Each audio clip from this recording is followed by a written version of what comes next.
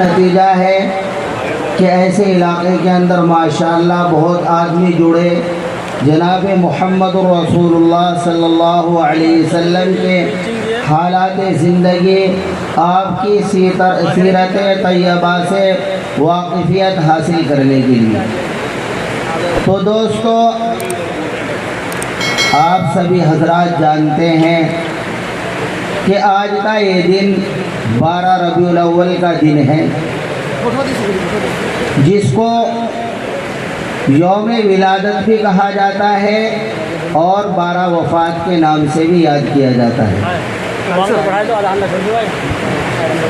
یہ دن جناب محمد رسول اللہ صلی اللہ علیہ وسلم کا دنیا میں تشریف لانے کا دن ہے۔ مواقع پر اور وقت اور حالات کے حساب سے جناب محمد رسول اللہ صلی اللہ علیہ وسلم کے حالات زندگی سے ہمیں واقفیت ہوتی ہے۔ ان کا مقصد یہ ہے کہ ان تمام حالات کو اپنی زندگی کے اندر اتاریں۔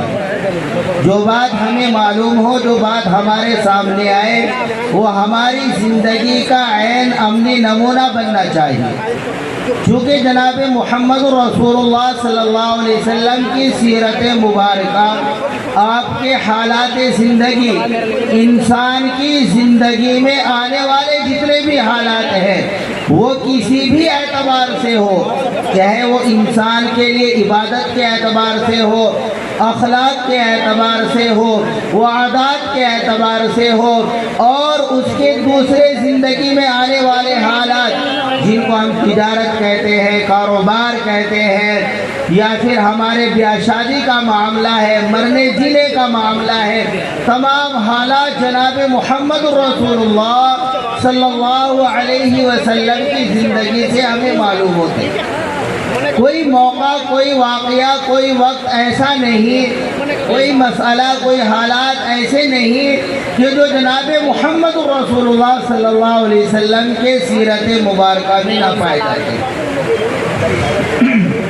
اس لیے اللہ تبارک و تعالیٰ نے قرآن پاک کے اندر آپ کی تعریف کے اندر یہ فرمایا، لَقَدْ كَانَ لَكُمْ فِي رَسُولِ اللَّهِ أُسْوَةٌ حَسَنَةٌ، کہ ہم نے جناب محمد رسول اللہ صلی اللہ علیہ وسلم کو تمہارے لیے عملی نمونہ بنا کر کے دنیا کے اندر مبعوث فرمایا ہے۔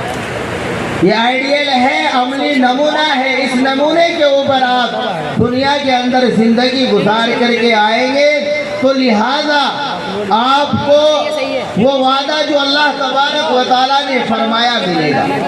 اس لیے جناب محمد رسول اللہ صلی اللہ علیہ وسلم کی زندگی ہمارے لیے عملی نمونہ ہے۔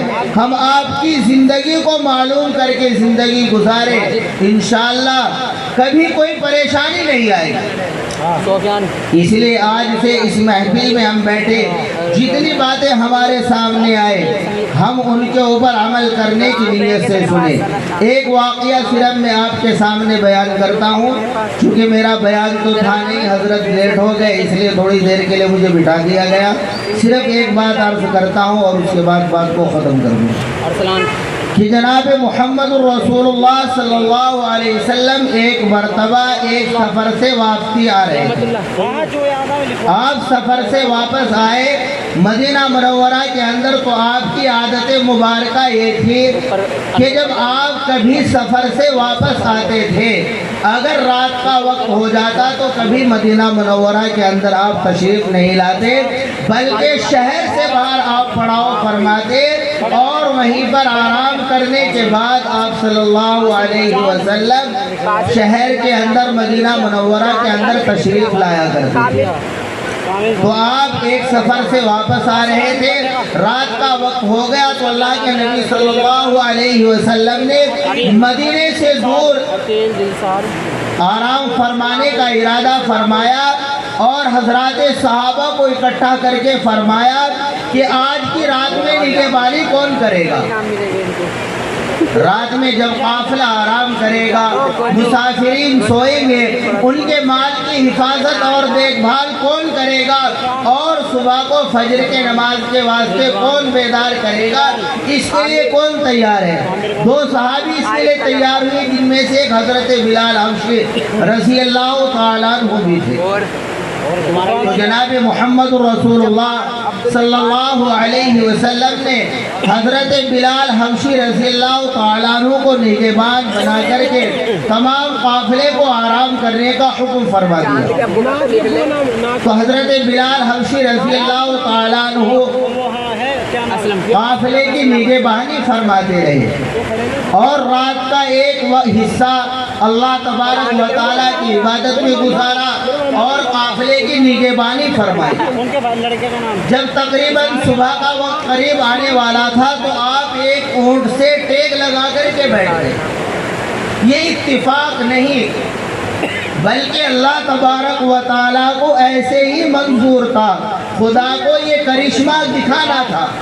حالانکہ حضرت بلال رضی اللہ تعالیٰ عنہ اچانک اونٹ کو ٹیک لگا کر کے بیٹھے تھے، کوئی ارادہ سونے کا نہیں تھا، لیکن وہ اچانک ایسا بیٹھنا ہوا کہ آپ کی آنکھ ایسی لگی، آپ ایسے سوئے کہ فجر کی نماز قضا ہو گئی۔ جناب محمد رسول اللہ صلی اللہ علیہ وسلم بھی بیدار نہیں ہو سکے۔ جب آفتاب کی کرنیں جناب محمد رسول اللہ صلی اللہ علیہ وسلم کے چہرہ انور پر پڑی تو آپ صلی اللہ علیہ وسلم بیدار ہوئے اور آپ نے حضرت بلال حبشی رضی اللہ تعالیٰ عنہ کو پکارا۔ حضرت بلال حبشی رضی اللہ تعالیٰ عنہ جس وقت حاضر خدمت ہوئے تو آپ نے پوچھا، اے بلال، تم نے ہمیں رات بھر نگرانی کرنے اور صبح کو بیدار کرنے کا وعدہ کیا تھا، کیا ہوا؟ حضرت بلال حبشی رضی اللہ تعالیٰ عنہ نے جواب دیا کہ اللہ کے نبی صلی اللہ علیہ وسلم، جو ذات آپ کو سلانے کے اوپر طاقت رکھتی ہے وہ بلال کو سلانے کے اوپر بھی طاقت رکھتی ہے۔ مجھے بھی اللہ تبارک و تعالیٰ نے ہی سلا لیا، آپ تک ایسا ہو ہی نہیں سکتا تھا کہ آپ بیدار نہ ہو۔ تو اس واقعے سے میں بتانا کیا چاہتا ہوں دوستو، اللہ تبارک و تعالیٰ کو یہ منظور تھا کہ میرے آقا کی جو امت ہے، میرے نبی کی جو امت ہے، ہمارے آقا کی جو امت ہے، اس کے اندر آنے والے ہم امتی، کبھی ہماری نماز قضا ہوگی تو نماز قضا پڑھنے کے لیے اگر مسئلہ معلوم کرنا ہوگا، آپ کی نماز قضا نہیں ہوگی تو نبی کی نماز کے اندر قضا نماز پڑھنے کا مسئلہ کیسے معلوم ہوگا؟ اس لیے اللہ تبارک و تعالیٰ نے آپ کی نماز قضا کر کے امت کو اس بات کا یہ دیا کہ جناب محمد رسول اللہ صلی اللہ علیہ وسلم کی سیرت ایسی سیرت ہے کہ آپ کسی بھی نظریے سے اپنے اوپر آنے والے حالات کو دیکھیں گے، ہر مسئلہ، ہر حالات کا حل جناب محمد رسول اللہ صلی اللہ علیہ وسلم کے حالات اور آپ کی زندگی، آپ کی سیرت مبارکہ کے اندر ملے گا۔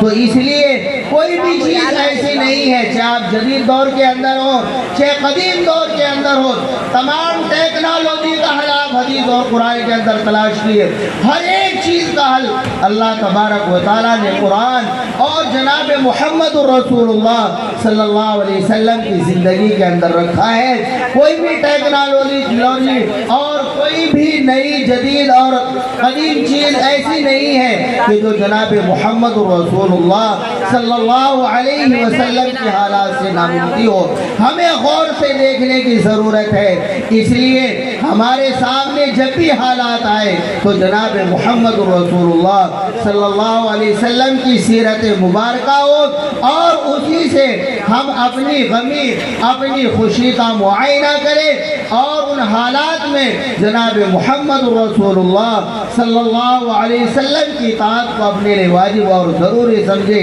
اس لیے اللہ تبارک و تعالیٰ نے فرمایا، قل ان کنتم تحبون اللہ فاتبعونی یحببکم اللہ۔ اگر تم یہ چاہتے ہو کہ اللہ تبارک و تعالیٰ تمہارے سے محبت کرے تو تم جناب محمد رسول اللہ सल्लल्लाहु अलैहि वसल्लम की इताअत करो। इत्तिबाए रसूल ही मोहब्बत रसूल है। अगर हमारे अंदर इत्तिबा का मादा पैदा हो गया, हम इत्तिबाए रसूल के अंदर आ गए, तो मोहब्बत रसूल ऑटोमेटिकली हमारे अंदर पैदा हो जाएगी। चूँकि इत्तिबा ही मोहब्बत का जज्बा है और इत्तिबा ही मोहब्बत का मदार है, इसलिए हर हालात के अंदर हम जनाब मोहम्मद रसूलुल्लाह सल्लल्लाहु अलैहि वसल्लम की ज़िंदगी से अपने आप को तोलें और इस प्रोग्राम से यही हम नतीजा करके जाए कि आज से हमारी ज़िंदगी आक़ाए नामदार जनाब मोहम्मद रसूलुल्लाह सल्लल्लाहु अलैहि वसल्लम की ज़िंदगी से मिलाएंगे, अपने हालात को जनाब मोहम्मद रसूलुल्लाह सल्लल्लाहु अलैहि वसल्लम के हालात से जोड़ेंगे। उसी में हमारी भलाई है, दुनिया की भी भलाई है और आखिरत की भी भलाई है। अल्लाह तबारक व तआला से दुआ है कि अल्लाह हम सब को अमल करने की तौफीक नसीब फरमाए। माशाअल्लाह। नहीं मालूम कि हद मंजिल इरफां कहाँ तक है, नहीं मालूम कि हद